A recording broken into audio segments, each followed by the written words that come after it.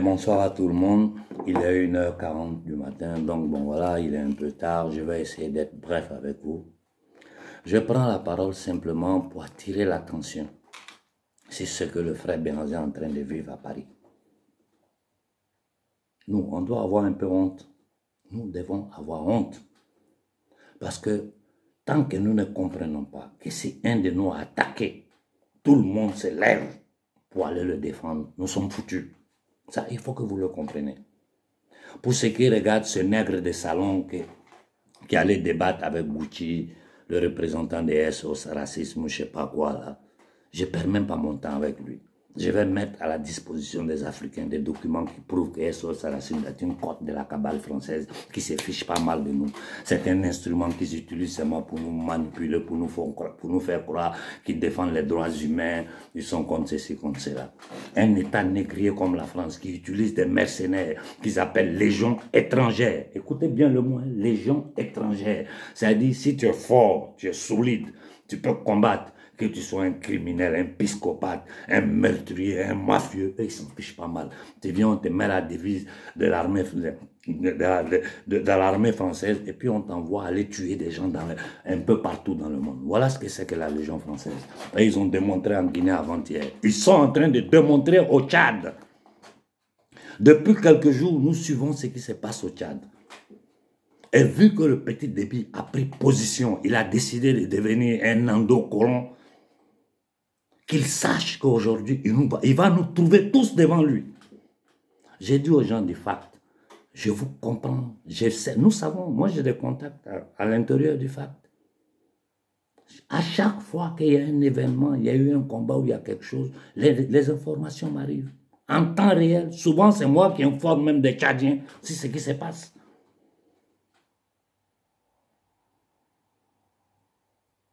Faisons attention. Faisons très attention, notre peuple est en danger. Vous ne vous rendez pas compte. Vous ne vous rendez pas compte. Vous ne savez même pas ce que nous autres là, nous subissons. C'est parce qu'on arrive à un point, on dit qu'abri mort, on n'a pas peur de couteau. Et nous savons que ce que nous sommes en train de faire là, si nous ne le faisons pas, c'est fini, nous sommes foutus.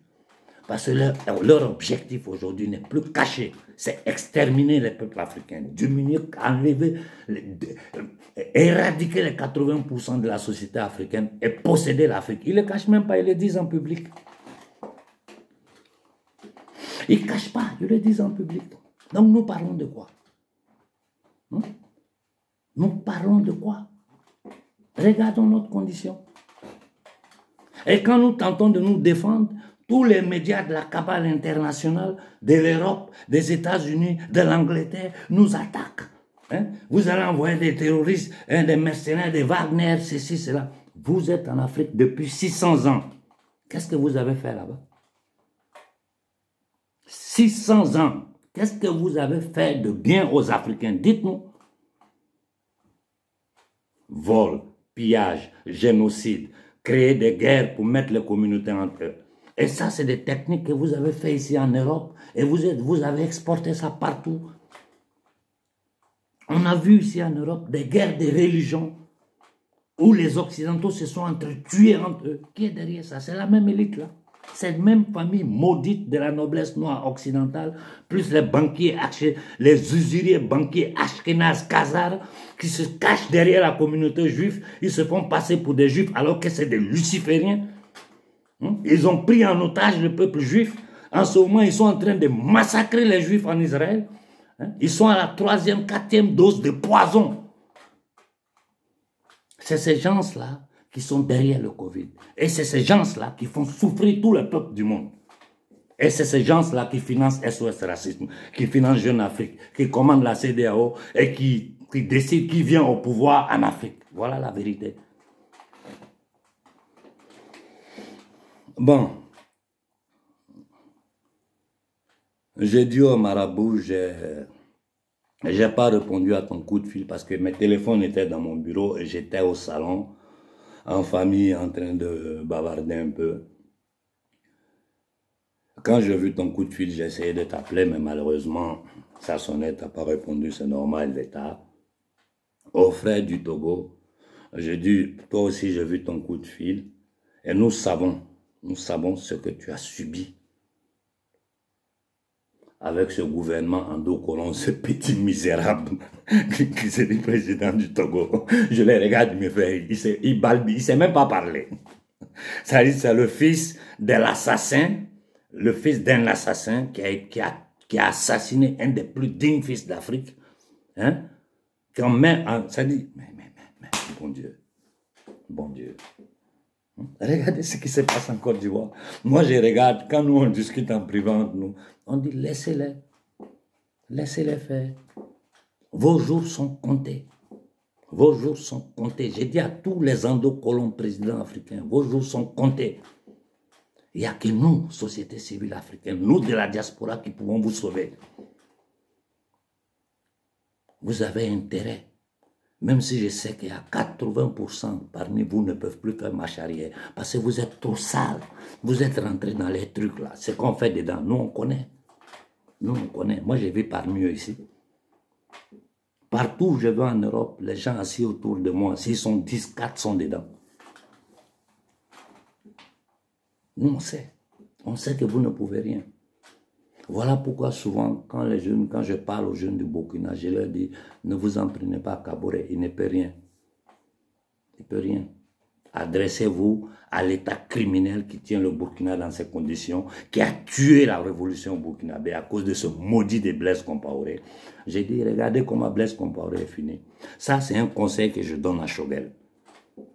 Choguel, il y a trop d'informations qui m'arrivent. Et je dis toujours aux gens, calmez-vous. Calmez-vous. Fais attention. Fais ce que tu dois faire pour le Mali et pour l'Afrique. Parce que si tu te trompes là, tu vas mal finir. Tu vas mal finir. Tu préfères que les Français, c'est-à-dire la cabale internationale, te tuent. Moi, à ta place, j'aurais préféré qu'ils me tuent. Que je parte dans la dignité, que de m'abaisser pour mes intérêts personnels. Hein, pour me protéger, moi et ma famille, au détriment du peuple malien. Si tu fais ça, tu vas avoir honte. J'ai dit au jeune frère Koïta du Mali, tu es sur le bon chemin. Il ne faut pas avoir peur. Tu as la bénédiction de toute l'Afrique. Tu as la bénédiction de nos ancêtres.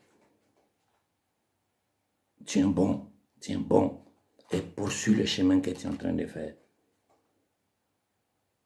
L'Afrique te sera reconnaissant pour l'éternité. Parce que si la France sort du Mali, elle sort de l'Afrique. Voilà pourquoi ils sont en train d'accélérer. Vous avez vu le coup d'état du mercenaire en Guinée. Les panafricains qui étaient contents là. J'attends vos déclarations maintenant. Bande de misérables fils de francs-maçons. Minables, drogués, des cocaïnés qui sont là. Ils emmerdent les gens et disent qu'ils sont panafricains. Hein? Des activistes alimentaires. Que vous êtes là, vous bavardez sur la toile là, on vous donne des miettes, vous supportez des endocolons que vous appelez politiciens. Ça c'est partout dans toute l'Afrique. Moi je suis de ces partis ici. Vous êtes de quel parti? Nous sommes des colonies. Colonies même c'est bon. L'Afrique est un camp de concentration. L'Afrique est un camp de concentration. Je vous ai dit, j'ai dit moi mes animaux mangent mieux que les enfants en Afrique. Les animaux que j'ai chez moi, ils mangent mieux que les enfants en Afrique. Vous pouvez accepter ça. Moi, ça là, je ne peux pas accepter. Si je vous fais voir les messages qui m'arrivent, des jeunes qui arrivent avec les bateaux, on les oblige ici, on les pique. Par tous les pays d'Europe, ils sont en train d'empoisonner les enfants qui prennent bateau pour venir. Pendant que le peuple occidental, partout en Europe, les gens sont sur pied de grosses manifestations. Moi, je devais aller en fin de semaine parler de l'Afrique devant 15 000 personnes. J'ai dit, je ne vais pas. Cette fin de semaine, je reste chez moi, je reste avec ma famille et je jouis de la vie comme vous faites, vous autres. Parce que ça, je gagne rien dedans. Si je le fais pour vos enfants. Je le fais pour ma terre. Aidez-moi. Aidez-nous. Vous ne savez pas ce que nous subissons. Je m'excuse auprès du frère Béhanzin parce qu'il y a trop de choses qu'on ne peut pas dire en public. Mais là où on est arrivé, on va tout dire. Vous savez qu'au Mali, ils ont tenté d'empoisonner Béhanzin. Et ça, c'est des Africains. Je ne ferai pas les noms pour le moment. Hein. Je ne ferai pas les noms pour le moment. Ils ont tenté de l'empoisonner. Il a été averti et il a changé d'hôtel. C'est des choses qu'on ne dit pas en public. C'est que nous subissons, on ne dit pas en public.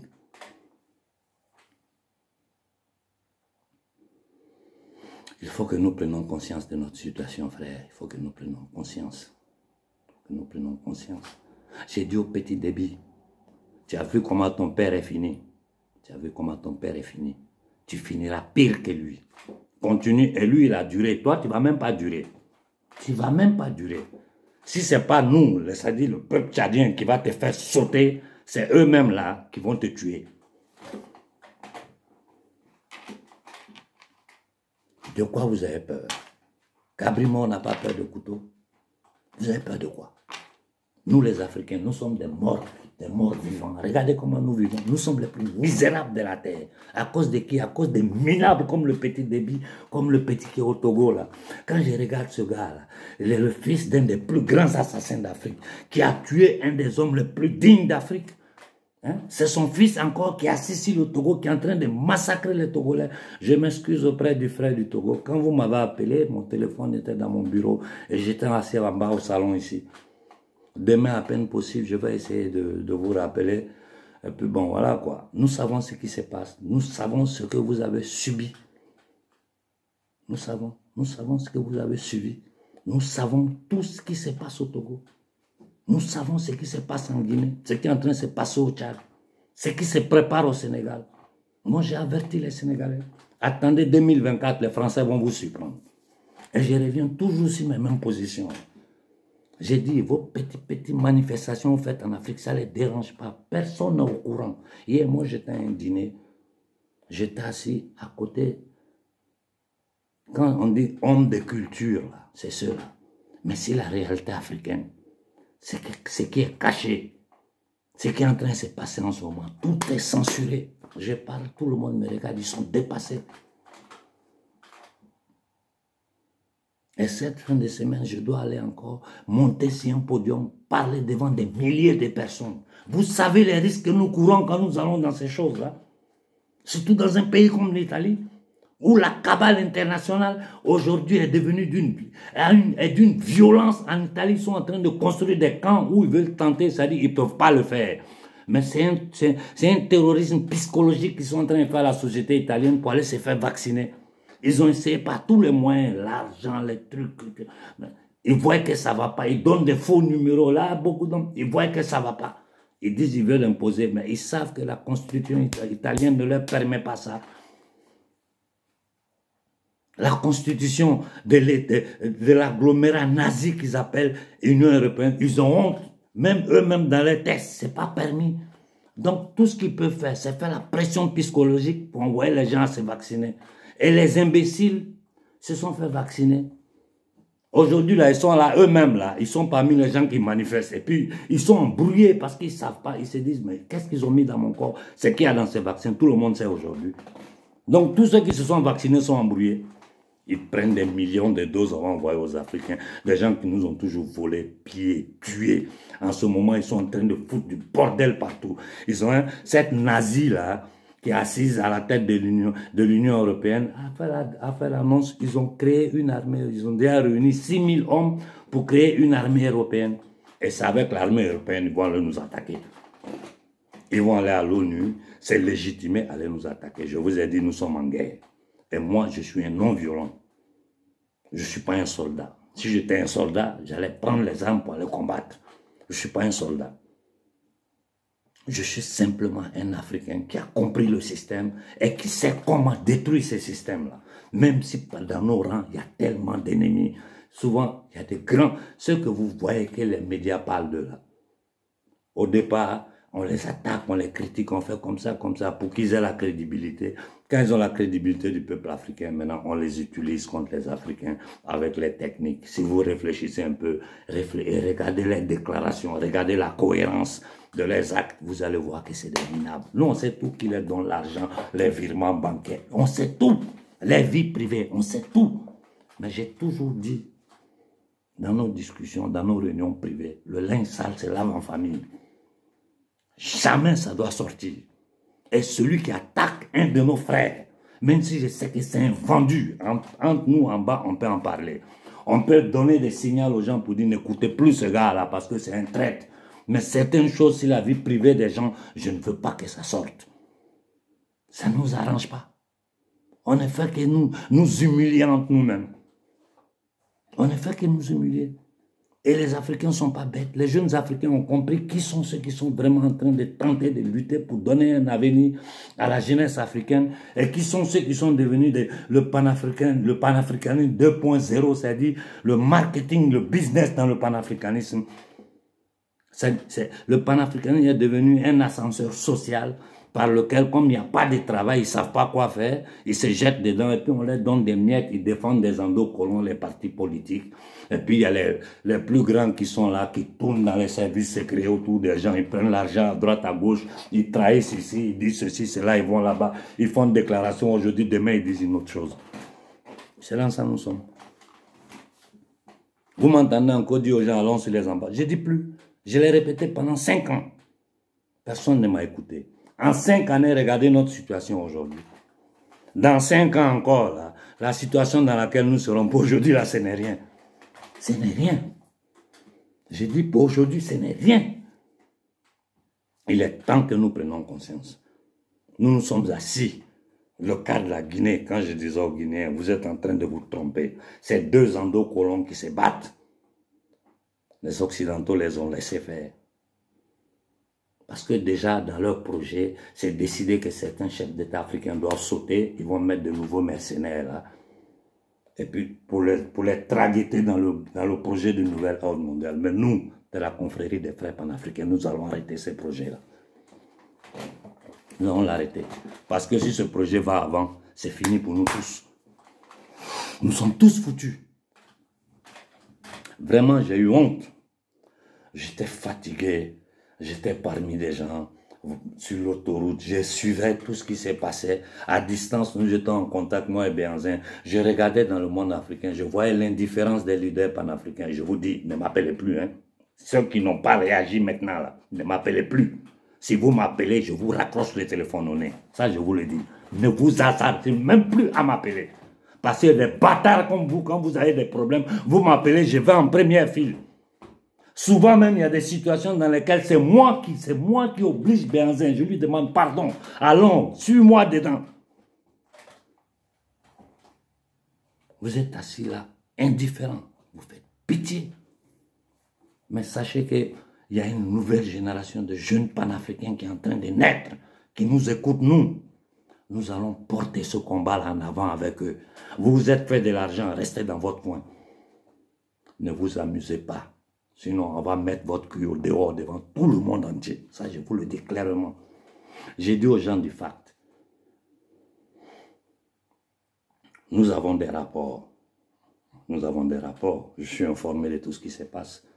Et vous savez que si vous suivez les conseils que nous vous donnons, nous allons vous soutenir. Parce que le petit Déby a changé de camp. Il a décidé de se mettre du côté de l'ennemi. Je sais que vous avez pris, parmi les prisonniers que vous avez fait, il y a des soldats français dedans. Voilà pourquoi Macron a donné l'ordre à l'armée française d'attaquer sur le plan aérien comme terrien toutes les postations des rebelles tchadiens. Ça, c'est pour retirer les terroristes, les mercenaires français que les gens du FACT ont attrapés. Voilà dans quoi nous sommes. Oh, frère du Mali, au marabout qui m'a appelé, je m'excuse, j'étais comme quand le frère du Togo m'appelait, mes téléphones étaient dans mon bureau. J'étais un peu en famille en train de me relaxer un petit coup. J'ai essayé de vous rappeler, mais vous n'avez pas répondu. Il est tard, nous sommes presque à 2 h du matin. Donc demain, si c'est possible, on va discuter. Mes frères, notre situation est grave. C'est grave, c'est grave, c'est grave. Où nous nous levons maintenant, nous nous donnons la main. Et nous chassons la France, l'Occident de l'Afrique, l'élite kabbaliste satanique, qui a un seul but, c'est nous exterminer, nous exploiter, créer des guerres interethniques, interreligieuses. Ils ont toujours fait ça, même dans la société civile ici. Quand tu vois le 14e, 15e siècle européen, c'est quoi? Hein? Ils ont toujours fait ça, guerre entre protestants, catholiques, anti-israël. Mais combien, bon sang, c'est sous nos yeux. Qu'est-ce que vous attendez pour vous lever? Vous n'avez même pas mangé. Vous ne pouvez pas vous soigner. Au Cameroun, on donne pain, sardines aux gens pour leur foutre du poison. Ils acceptent ça. Mais au lieu de prendre des risques, si tu ne meurs pas dans le Sahara, que tu ne meurs pas dans l'eau, quand tu arrives en Europe, ici, ils vont te tuer avec le vaccin. Prends un pistolet, tire dans ta tête et puis match à lui. C'est mieux, c'est plus digne. Il faut te suicider que d'aller souffrir, on voit nos frères, des femmes mourir dans le désert, dans les bateaux, dans les camps de concentration. Ce soir, il y a un jeune qui m'a écrit pour me donner certaines situations. Vraiment. Moi, je ne sais plus quoi vous dire. Moi, je ne sais pas quoi vous dire. Faites ce que vous voulez. Faites ce que vous voulez. Si vous nous écoutez, nous libérons l'Afrique. Ça, en un clin d'œil, nous finissons à la France. Si vous ne nous écoutez pas, moi, samedi, je dois aller parler devant 15 000 personnes. C'est tous des Occidentaux. C'est notre problème, je vais exposer. Donc, ça veut dire que je mets le cul du gouvernement italien dehors. Je mets le cul de tous les gouvernements européens dehors. Mais moi, je suis un mort qui marche. S'il tue président, il tue même président en Occident. C'est cette même cabale qui a tué Kennedy. C'est cette même cabale qui a tué Aldo Moro ici en Italie. Cette même cabale qui tue tous les médecins qui tentent en ce moment de dire la vérité. Le médecin qui a découvert la technique du placement pour soigner le Covid ici en Italie, ils l'ont tué. Bon sang, voyons un peu les réalités.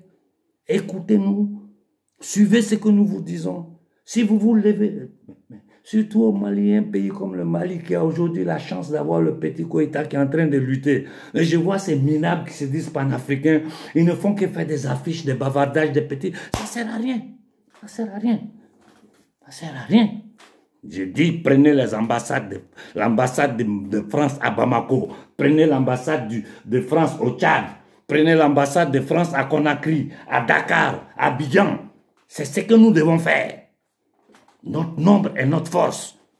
Ça va péter l'opinion publique mondiale. Saura, ils ne pourront pas cacher ça. Pendant ce temps, nous de la diaspora ici, nous travaillons.